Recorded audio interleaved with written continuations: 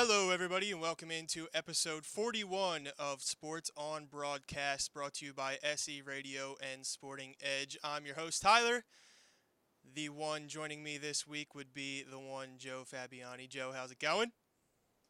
Living the dream, my friend. Living the dream. You said that with such enthusiasm, I'm not sure. Allergy season, man. What do you want from me? I hear you. All right, so everyone can climb into the show using 267 404 MYSE. You can call or text. We'd love to hear from you. You can also comment on Facebook, Periscope, Twitter, and YouTube, and we'll do our best to look at the comments as they come in. Of course, the topic on hand this week would be the draft kicking off or already done and wrapped up in Philadelphia. I really thought the draft went over very well. I was pretty proud of Philadelphia in the way that they handled the show. There was definitely media looking for a negative storyline to write, but there was no arrest, so it all kicked off very smoothly. Philadelphia definitely impressed NFL personnel and scouts and everybody who was there.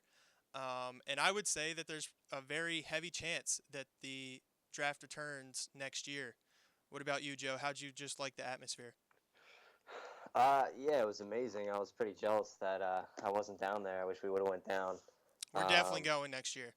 yeah, absolutely. If it's back, I'm definitely trying to go down there. I was impressed. I thought that we the fans would do a good job, but I think the result was overwhelming for not only the national media but the local guys as well. I don't think anybody could have expected to go off the way it did. It was pretty awesome to see. I love it. Yeah, certainly. The whole thing with Drew Pearson too was Oh I my mean, god. obviously he was a pain in the ass, but it was just great, like the vibe, and then Brian Westbrook comes back and answers. I just thought the whole, I mean, 250,000 people showed up for something. It was almost like a music festival. It was just, it was really impressive. I thought it went over well, and the only negative might be if you're like this, it might be the Eagles draft itself. But that was well timed, Mason. Good job. But yeah, I mean the draft itself was just great. It was cool to see, all the just all the shots like sweeping over the river and all the historic shots that you get with a Monday Night Football game. It was times 10 with the draft. So let's jump into the draft itself, and I'll just run down the players real quick, and then I'll get your comments, and we can just kind of go back and forth on this. So first round pick, Derek Barnett, defensive end out of Tennessee. You got number 2, cornerback Sidney Jones from Washington. Number 3, cornerback Rasul Douglas from West Virginia. You got number 4, two fourth round picks. Wide receiver Mac Hollins out of North Carolina. Running back Donnell Pumphrey, they traded up for out of San Diego State. Number 5, wide receiver Shelton Gibson out of West Virginia as well. Safety Nate Jerry from Nebraska. And defensive tackle Elijah Qualls from Washington in the 6th round. Go ahead, Joe. Overall thoughts. I think they've established that they want to build depth. I would say. The Barnett pick was realistically it wasn't a shock, but I know that we were both upset because it wasn't a player that we really wanted at that spot. Um, but I mean, I think he's going to be a good player. But in terms of overall, I think they did a pretty good job. Uh, they went out there and they knew they had secondary. They needed to address, and then they needed to address the wide receiver spot or the playmaker spot, I should say, on offense, and they did that with a few guys there. But I mean, overall, I'm satisfied. I think that you can't really judge a draft for at least 2 or 3 years, but um, I am satisfied overall. I think we talked a little bit about how we wanted Sidney Jones in the draft, and they ended up with Sidney Jones. So I mean they did a pretty good job. I'll say that. All right, there's a good way to round it up. After a few days of digesting it, we did that draft reaction after Derek Barnett with that video, and I wasn't overwhelmed, but I was okay with the pick. And I would say after a few days of just kind of looking back at the entire draft itself, I'm in that same position where I am okay with it, but I feel like they should have done more. My only concern with Derek Barnett is I hope he doesn't turn out to be Brandon Graham, and we have the same issue where we get Brandon Graham and somebody else gets Earl Thomas with Malik Hooker or Marshawn Lattimore. I think the only change I really would have made is the fact that they didn't trade up for Marshawn Lattimore. I thought that obviously corner is the more pressing need for them, and I was a little upset that they didn't go after him once he started sliding to number 10. But again, I am okay with Derek Barnett. We talked about how it was the safe pick. He definitely produced, and I think that's the overwhelming theme with all these picks is that it was people who produced in college, the Eagles targeted, and they went after who they wanted instead of them, trying to reach or giving up too much to kind of mortgage the future. Right. Yeah, we were talking about that during the draft. It was pretty exciting to see Lattimore falling down in the first round. Uh, but I didn't think that they really had enough ammo to really move up, and even the first or second round this year. We talked a little bit about that last week, how they really just didn't have much to work with in terms of those top two rounds. But I think they still, did pretty well considering where they were going into the draft. If you looked at what they were sitting at with last year after that trade. But yeah, I mean, overall, Derek Barnett, I think he's going to be a solid player.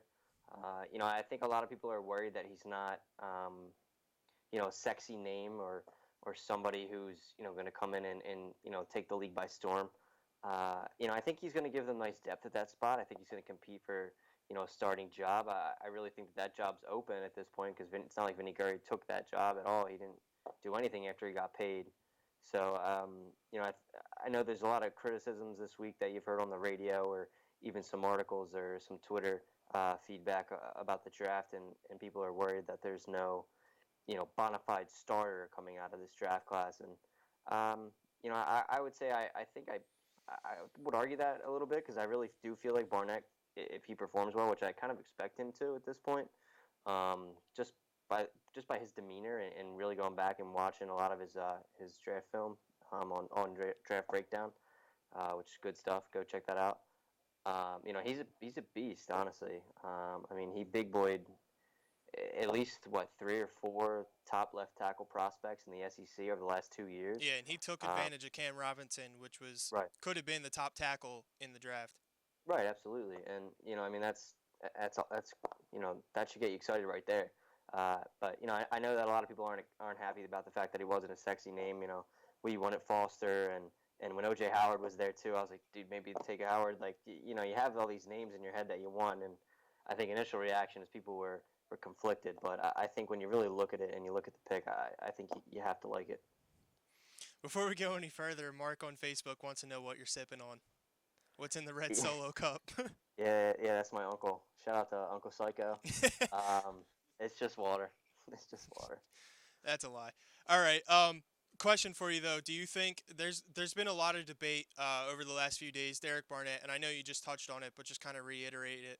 Do you think Derek Barnett is going to be the starter, or do you think he starts out rotationally and then comes in like say midway through the season or earlier in the season and becomes the starter? Because for me, I think he's going to be the day one plug and play type player. They drafted him to fit the scheme for a reason. Right. I mean, it would make sense. I mean, the best answer I could say is that I expect him to fight for that spot. But I'll say this: I would be very disappointed if he didn't win that job. I really do think that's his job for the taking, and I'd be surprised if for some reason he didn't end up taking that job. Yeah, I tend to agree with that. Let's move on to Sidney Jones here. I do have a little bit concern of the Achilles injury, but I'm not a doctor and I'm gonna act like I am. So were you listening to Mike's show this week? A little bit. He is so down on it. I can't listen to him, dude. I can't listen to him. I know he is totally Negadelphia right now. Yeah, absolutely. But Sidney Jones, you talked about it, you touched on it, that we really wanted him as the 14th pick before he got injured. And I think if he comes back even 90% of what he can be, I think he's going to be a shutdown corner. There's a lot of people that have compared him before the injury to Patrick Peterson, Marcus Peters, and that's a guy we need. We need somebody on the outside who can become that lockdown corner, and he doesn't even necessarily have to produce interceptions and turnovers, but just someone that can get the pass breakups, and he showed at Washington that he can be that cornerback. Yeah, absolutely. I saw, I did read a Comcast Sportsnet article yesterday that said in recent years, the NFL's gotten their percentage up to guys recovering with Achilles injuries, 75% recovery rate, which that's great. That's great progress to see. But I'm not concerned, just because he's 20 years old. He doesn't have an injury history, and I did read a couple articles speaking to, I guess, where exactly on his Achilles there was the tear. And apparently, the lower it is, the harder or the longer the recovery time would Yeah, be. I heard And this as well. yeah, and his appears to be was higher up, so that helps him as well. I mean, honestly, I'm not going to be upset if he doesn't get on the field this year. I know that's why a lot of people are upset, or at least the people that are arguing against that draft pick are the fact that he's not going to be a day one starter. But a lot of reports of what you read and what you see, it shows that he'll be able to play by October, November, and honestly, I'm not going to be upset if he doesn't get on the field this year.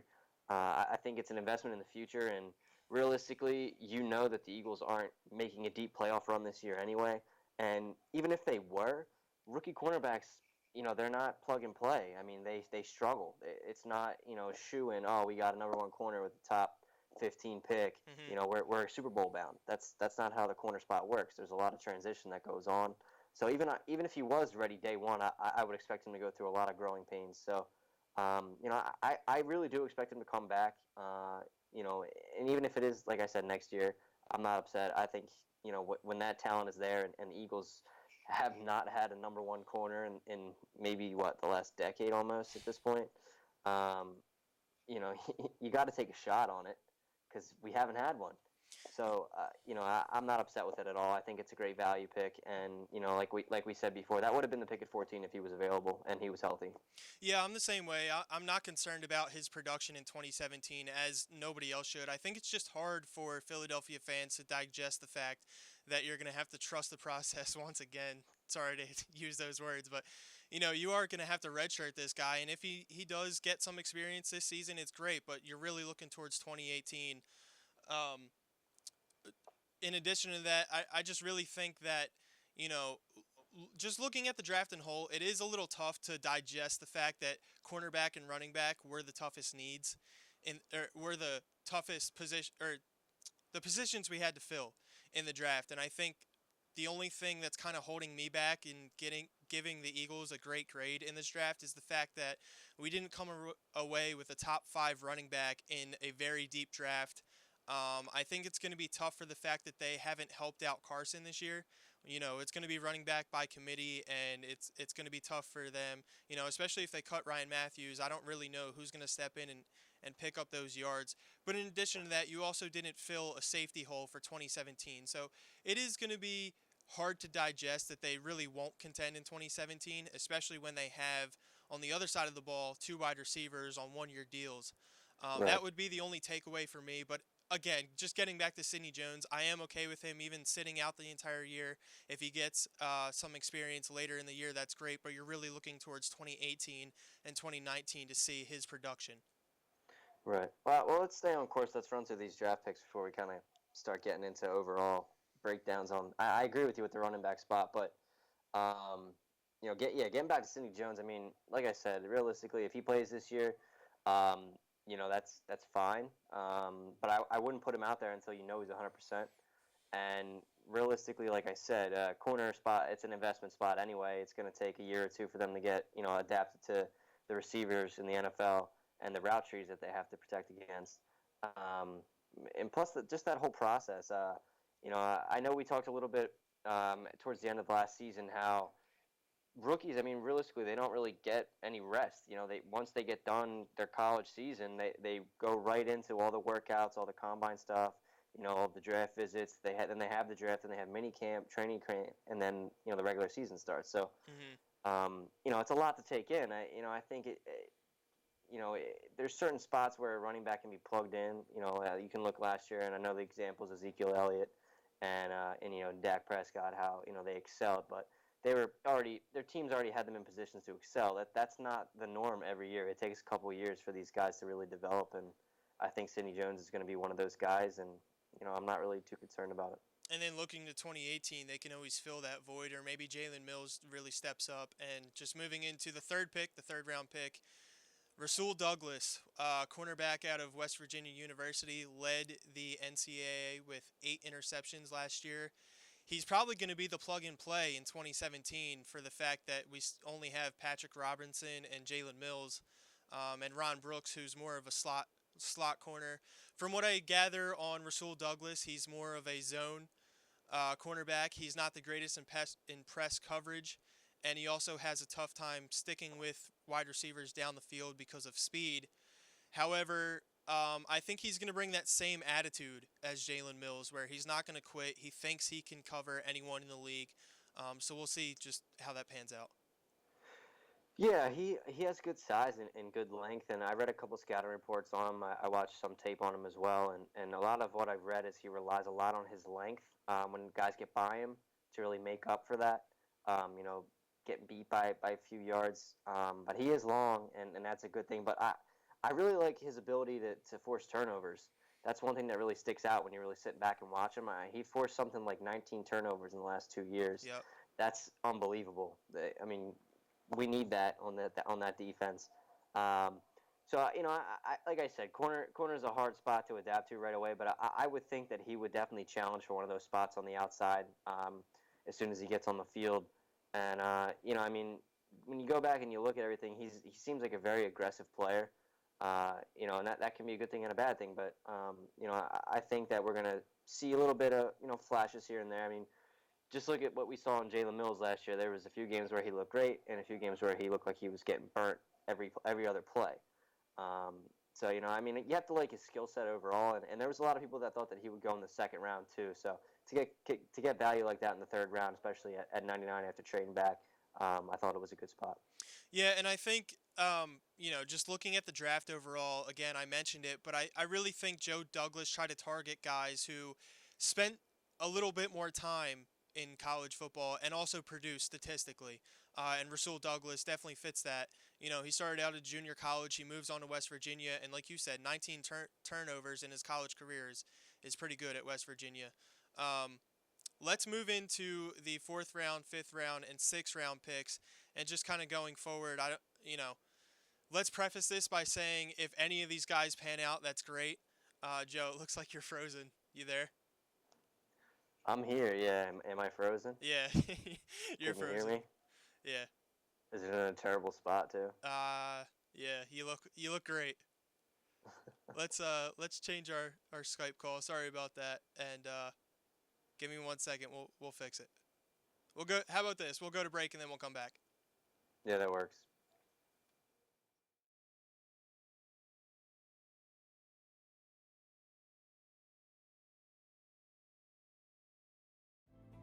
Support our podcast by using mysportingedge.com/Amazon to make your next online purchase.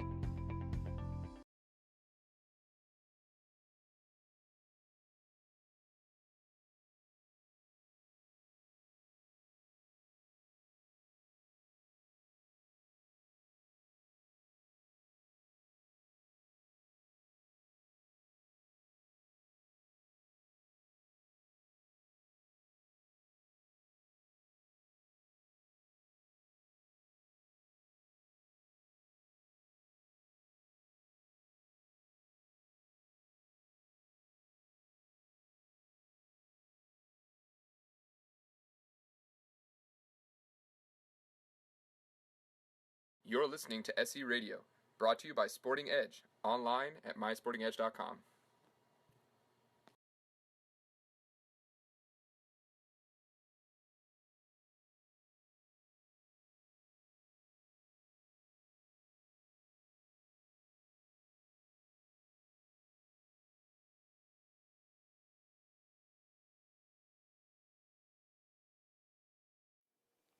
All right, guys. Sorry about that. Sorry for the technical difficulties. Skype doesn't want to help us out today. So we were jumping into the 4th and 5th rounds, 4th, 5th, and 6th round picks for the Eagles. And before we went to break, I just said that if any of these guys pan out, it's great for the Eagles. But once you get into the deeper rounds of the draft, you're just looking for that gem. You're looking for the Richard Sherman. You're looking for the Dak Prescott, somebody who can come in and you don't expect them to be a starter, but they don't even necessarily have to be an all-pro. They just have to come in and contribute to the team. So let's start with the first fourth round pick, wide receiver Mac Hollins out of North Carolina. Joe, I know you did a lot of homework on this kid, so I'm just going to throw it to you. Yeah, Matt Collins. He's aggressive at the top of the at the top. I'm losing my train of thought. Now we're having all kinds of difficulties. But no, he's aggressive when the ball's in the air, I should say. I really like what I see. He's a pretty fiery guy as well. But almost every highlight you see of this kid, which Eagle fans are gonna love, is him going over the top and just running by everyone, and going up and getting the ball. He has a lot of I would say a lot of explosive plays. But when you really look at it, this is the kind of guy that you would hope that you could develop and really make your red zone threat, which we haven't had since DGB, not the answer. Yeah, he's not the answer. But yeah, no, I'm actually pretty excited about this pick. His season was cut short due to a collarbone injury. There's a lot of guys, at least on Twitter anyway, that I read as far as scouts, and even Howie Roseman commented on it a little bit, that felt that he would actually have gone in the second day as opposed to the third day of the draft if he had not gotten injured. And he's also a very good special teams player. He's a very good gunner. He's fast. He's long. So obviously Dave Phipp's going to be happy to see him in the building to add to that dynamic special teams unit that the Eagles have had the last few seasons. But I'm actually really excited about this guy's upside as a wide receiver. I think a lot of people are sleeping on this pick, and he has a lot to bring to the table that we've really been looking for. I think throughout his college career, I should say, he averaged over 20 yards a catch. So that's something that the team sorely lacked, especially last year. Yeah, when you brought up those statistics to me, just in our text, I was kind of blown away. Like, I never heard of this kid. One thing I did learn this week, though, is he was actually out in California during the offseason throwing with Carson Wentz. Yep. So it was interesting to see that his name pops up in the draft. Like you mentioned, he's 6'4", but he also ran a 4.5 40. So he has the speed as a big guy, and yeah, it'll definitely help. Hopefully they can develop him into the wide receiver threat, and even maybe a deep ball threat, or just a long route threat in the future. Let's move on to the second pick in the fourth round. The Eagles moved up for running back Donnell Pumphrey. Was the all-time leading rusher in NCAA history yards-wise. He's from San Diego State. A lot of people are comparing him to the next Darren Sproles. However, he is not as built. From what I hear, he's kind of skinny, but I think he's 5'9" and 186 or something like that.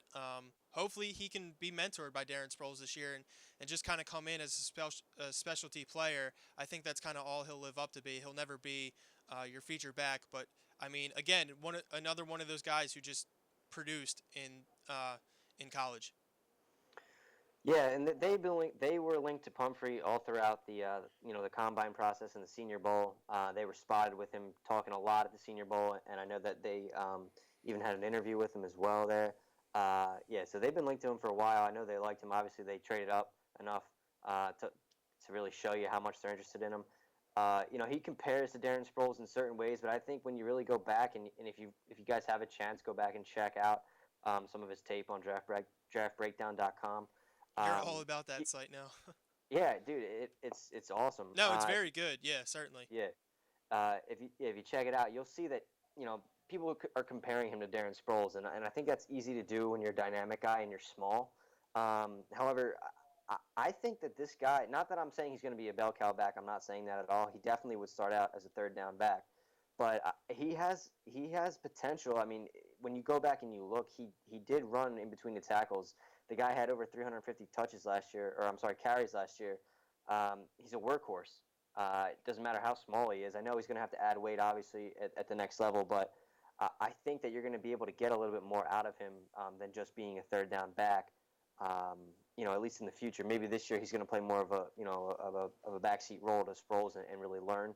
But I think that you could have a guy that not only could come in and spell at times. If a guy's tired on first and second down as well, like he's going to be able to do that. He's not just a one trick pony. But and the best thing about him is he can actually go out into the slot too. I know that we really wanted Darren Sproles to kind of take on that role. During the Chip Kelly era, we never saw that. But this is the type of guy who could be in the backfield and spell out into the slot, and have all kinds of mismatches that way as well. And I think that's it's really intriguing to see that they go up there and get a skill position guy when you really didn't have too many explosive plays last season. And I think this guy's going to give you a lot. Yeah, we definitely need someone that we can spread out too. The more weapons for Carson, the better. But we need to find that Cole Beasley, that Julian Edelman type person for Carson Wentz, that he can just, when the going gets tough, he knows he'll find someone over the middle who's speed and can break away. He needs that safety blanket, and I think Jordan Matthews will turn into that. But going forward, this is Matthews' last year, so you never know what's going to happen. So developing that person, like you said, who's versatile, can carry the load, can help you with the screen game. That's going to help Carson's development here in year 2 a lot, and year 3 going forward. Let's jump into the 5th round picks. We have wide receiver Shelton Gibson out of WVU and safety Nate Jerry from Nebraska. The only thing I really know about Nate Jerry is they want to turn him into a linebacker. Shelton Gibson, I'm not too familiar with, so I guess I'll just throw it to you and see what you got on him. Yeah, I'll start with Nate Jerry. He's more of at least playing safety. He's more of an in the box type of guy. I mean, he did have some nice deep interceptions, but in terms of just his overall style of play, he's a very aggressive guy. There's a lot of penalty flags when you go back and watch his tape. He lays people out. He has good size. I mean, he's 6'2". I think he's 250. So it's definitely intriguing. He's definitely athletic enough and fast enough, and he's a big hitter to get in there and play the linebacker spot. I think it's more of a project though, especially taking a guy from the safety spot and moving him down to linebacker, who's not really as familiar in that spot, I would say. But I think that he could add value in terms of maybe special teams, and I don't really think he's the type of guy who's going to knock Michael Kendricks out of his spot. I'll be honest with you, but just one of those guys that obviously is you take him in the 5th round. It's a project. I wonder if they took him just to kind of develop him into the next Chris Marigot, special teams like you just brought up. But once you get past Rodney McLeod and Malcolm Jenkins, there really isn't that much depth. So I actually do like this pickup if he's willing to put in the work.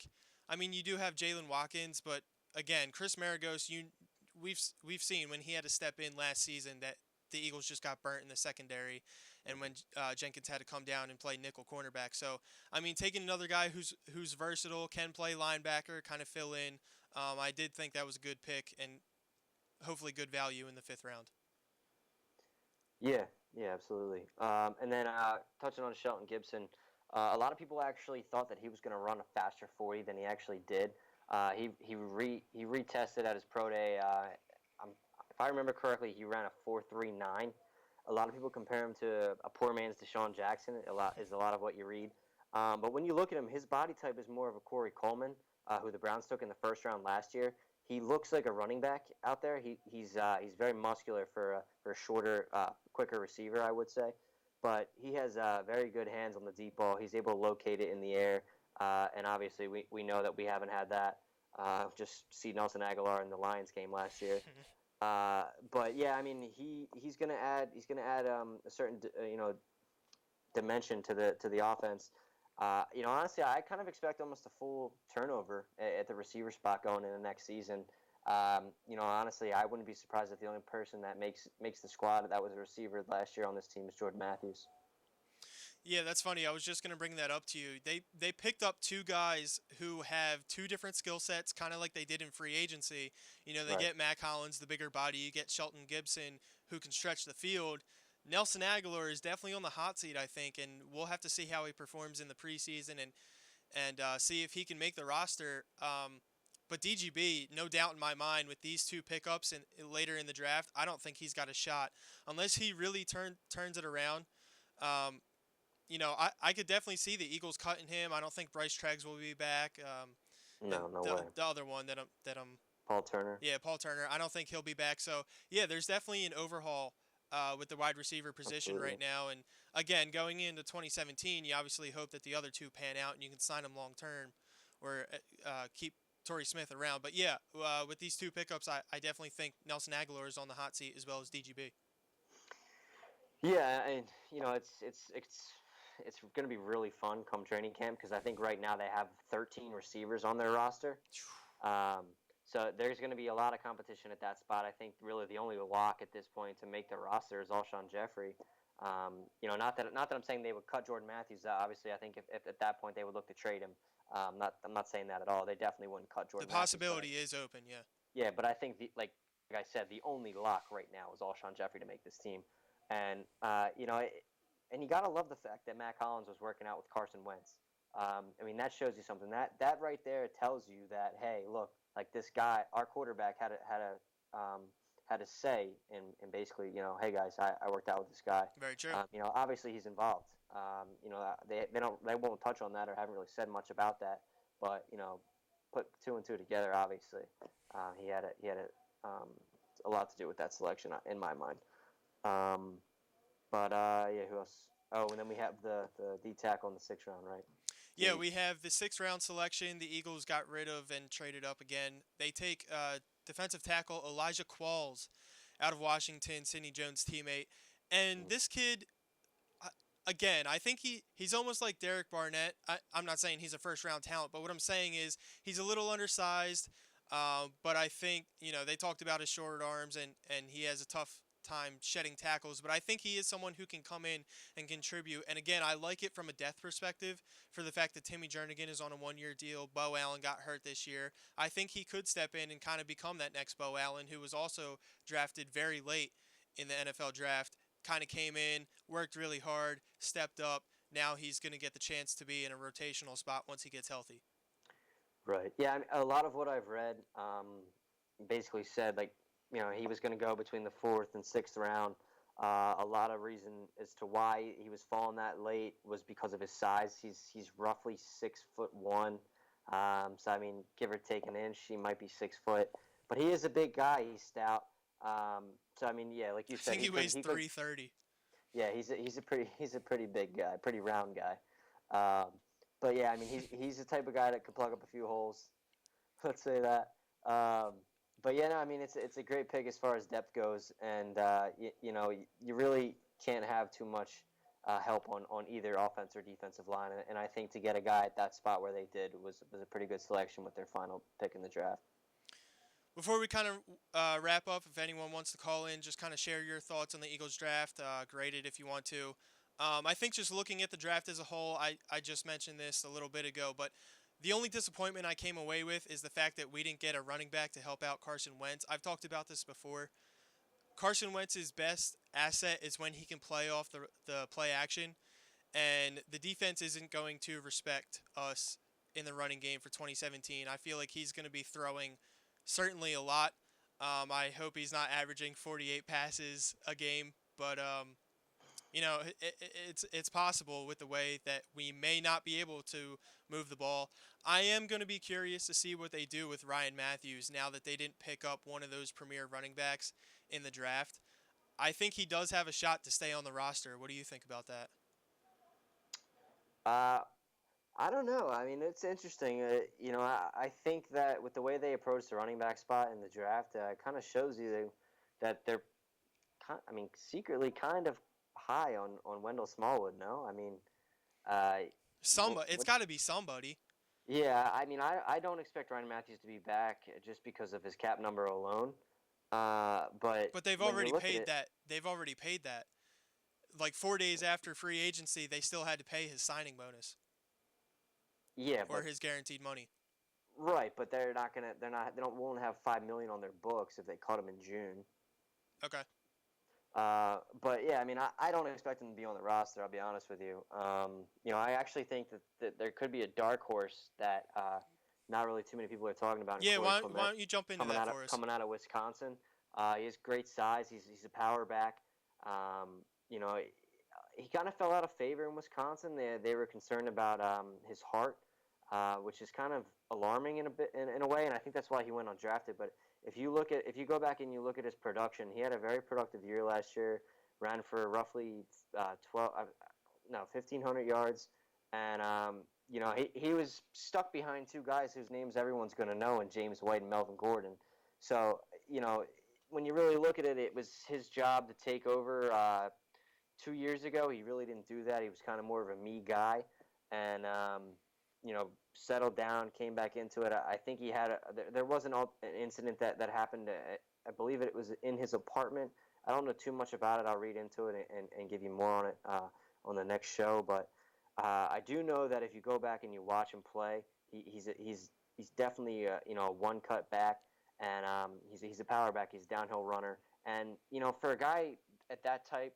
A guy who's that type of running back, you would expect not to have good hands. He actually does have good hands. For me, I was ecstatic. That I was actually more excited about that undrafted free agent than I was for some of the guys who I really did like in the fourth and fifth round. Because it was a guy who I did watch a lot of before the draft started. Because I figured, we talked about it, how we thought the Eagles would go defense early and have to try to find their running back if they didn't get lucky enough to have one fall to them. And I think they could really get lucky with this guy, I'll be honest with you. Yeah, from what I hear out of this kid, is it Corey Clement or Corey Clement? Do you know? I don't want to call him by the wrong name. I believe it's Corey Clement. All right, well, either way, what I heard from him is he is very good in the short yardage situation. Don't quote me on this, but I believe I heard today that he scored 36 red zone touchdowns while he was there in Wisconsin. So, he's one of those guys who can punch it in from short yardage in the red zone, and that'll definitely help the Eagles as well. The more you talk him up, I really am intrigued to see what he does throughout training camp, if he moves up the depth chart, and we can see what he does. Yeah, absolutely. And just to give you an idea on a lot of what I've read, a lot of guys that I've seen compare him to DeMarco Murray. So that's pretty high praise. I know that he didn't really have the year here that we would have wanted in Chip Kelly's system, but look at what he did last year in Tennessee, and then what he did in Dallas before that. So, if he's the type of guy who can even get half of that production, I think will be good. Even if he just ends up being a power back and he's a short yardage guy, I think it's good. Honestly, would I love to have a bell cow running back? Absolutely. Everyone wants that. But I think when you look at most of the teams now, everyone has a committee. Look at New England, look at Atlanta last year in the Super Bowl with their two great backs. I think as you really look forward, that bell cow running back, I know that people will be like, oh, well, look at what Zeke did, and look at what all Zeke's these other teams do. But yeah, exactly. Not every team is going to have that bell cow back, and usually teams that have that bell cow back really aren't teams that are built that win championships. Realistically, if you go back and look at it, especially over the last 10 years. So I'm not really too concerned by it. I think all the running backs that they have right now do different things. Rotation, especially after last year with Carson Wentz dropping back like he did, I would expect a bit. It's going to be the same way, maybe not as much, but like we said when we talked about Christian McCaffrey, you really didn't need a guy to run 30 times a game. You really only need 15 to 22 carries maybe, and if you have three backs splitting that, plus getting catches out of the backfield as well, I think you're going to be all right. Yeah, look at the gold standard, the New England Patriots. They use Blount, they use James White, they use Deion Lewis. And then even the Saints, I thought it was pretty interesting that they picked up Alvin Kamara when they have Adrian Peterson, but maybe he's just going to be the guy waiting in the wings. As far as 2017 goes, I am concerned about their pass defense, and again, we've hit on this a ton. Sidney Jones, we're not concerned of him in 2017, more 2018, 2019, and down the line.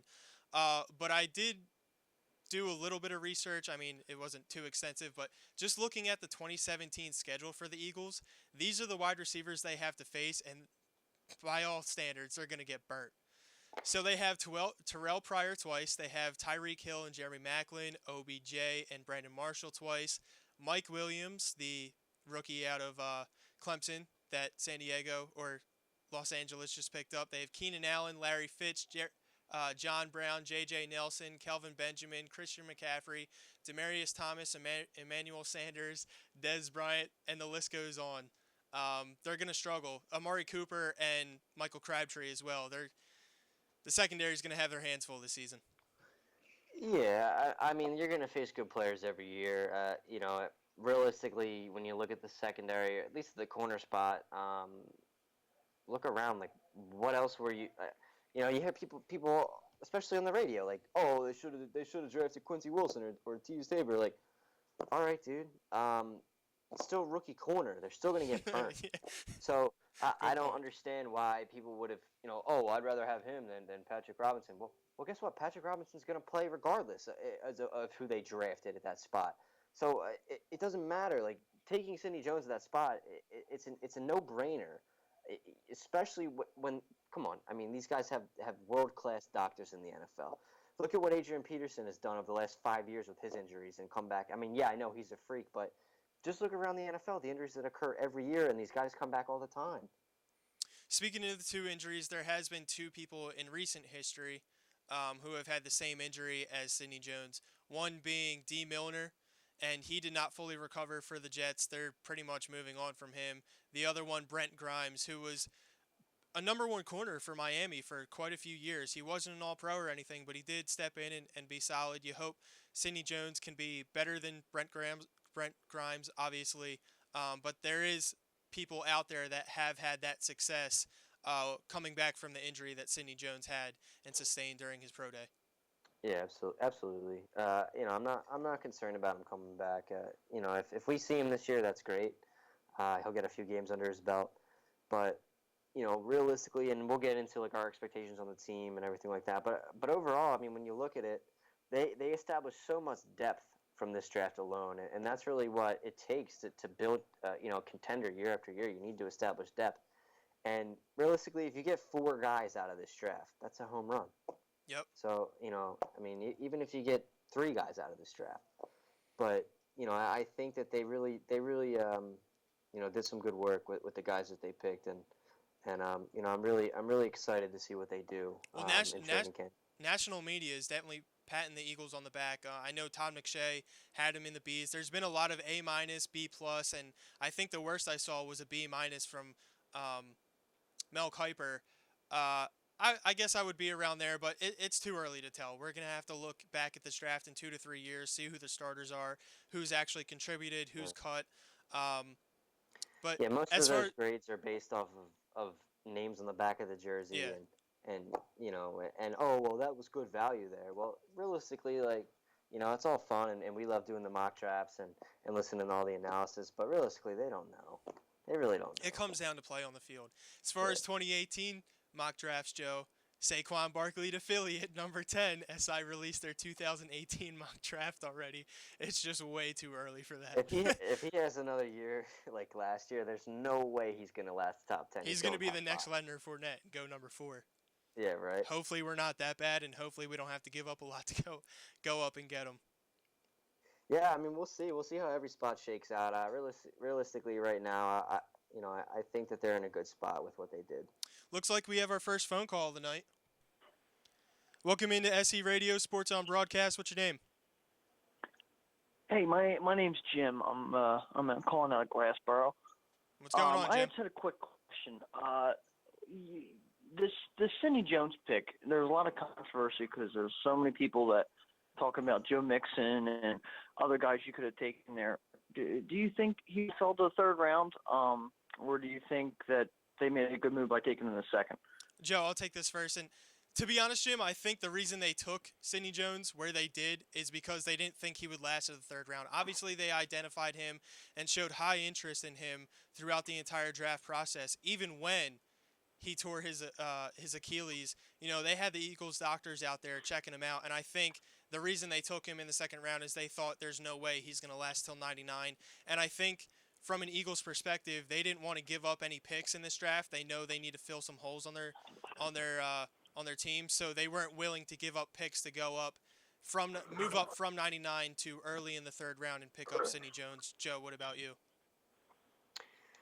Yeah, I completely agree. I don't think that the Eagles felt that Sidney Jones would be there in the third round, especially where they were picking with that Timmy Jernigan trade. And as far as the running back spot goes, I think that if Dalvin Cook would have fallen to that spot, they would have went with Dalvin Cook, but Minnesota traded up in front of him. I think that was the guy they wanted all along in Dalvin Cook. And, I know there was a lot of, rumors going around that the Eagles were looking at Joe Mixon a lot, and I would have been completely fine with that pick. But realistically, even just hearing Howie's comments afterward, you could tell that just wasn't the route they were going to take at that point. All right, guys, that looks like it's going to wrap up this week's episode. Thank you all for joining us for episode 41 of Sports on Broadcast. We will be right back next Wednesday night.